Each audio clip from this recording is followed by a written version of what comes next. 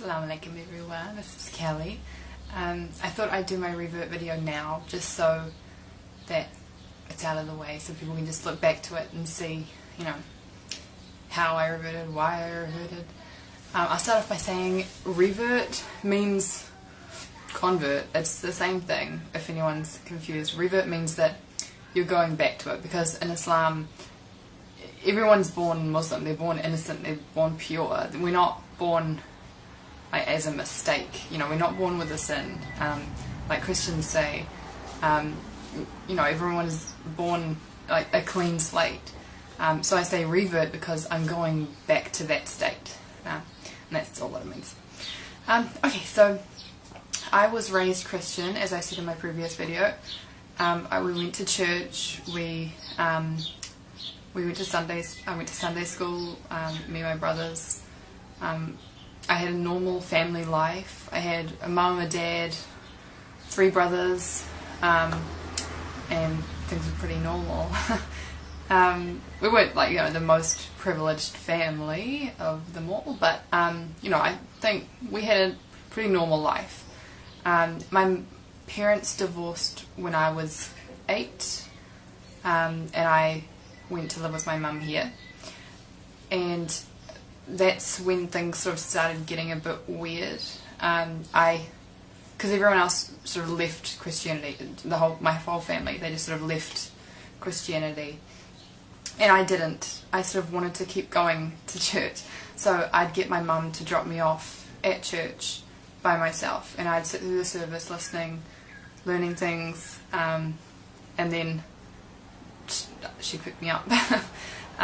When I got to about the age of 13, I started to rebel a bit, and I sort of pretty much lost my religion. I'd tell everyone I was Christian, but I wasn't Christian. I didn't do anything Christian-like. When I was 16, when I was 15 and a half, I moved out. Well, almost 16, I moved out on my own, because I felt like my mum and her new partner had their life and I wasn't really involved in that. They had a daughter and I was sort of an add-on. My brother had already moved out and I felt like I didn't belong in their family, so I moved out. My mum helped me move out, which is kind of weird. She didn't stop me from moving out at all, which I look back now and I think it's kind of sad, but I don't know. I mean, I was happier on my own, so yeah. I started modelling when I was 16, exactly 16, and they kept telling me, oh, you're gonna, go to Milan, you're gonna do this, but all you have to do is wear a bikini and lose 4 inches off your butt. And I was like, at the beginning I was like, yeah, I can do that. When they started saying that I was sort of overweight and that I needed to lose weight to continue on as a model, I thought like something's wrong. And I remember my last audition, or my last interview as a model. I remember going in there and there were about 20 other girls in there, and I just remember thinking, like, these girls have not eaten anything in a long time. Like, they are really skinny and they're going on about it, saying, salads and you shouldn't eat there and you should eat this, and it's like, all I was thinking is I just ate Dunkin' Donuts and now I'm here. I was like, I do not belong here, I want to go home. And so obviously I didn't get that job because there were a whole lot of skinny minis around me, so I quit modelling. I don't think it was because of Islam. I think it was just more of me as a woman knowing my limit, because there was no limit with modelling. Models will do anything. Like, they will take off all their clothes, they will say anything, they'll be anyone. They'll starve themselves just to look good, just to have that one photo shoot, and I just thought, like, there's more to life than that. So I said my shahada quietly, not like a big gathering, because I thought I didn't want a whole lot of strangers there, like, for like a big thing in my life. Not by myself, with another person, but I didn't want a whole lot of people there. My parents did not support me being Muslim, they still don't really. My mum puts up with it sometimes. she sometimes goes out of her way to like sort of put me down. She tells her, like, if she sees someone that we used to know that didn't know I was Muslim, she wants to tell them I'm Muslim to get a reaction out of them, for them to laugh or for them to say something insulting or something.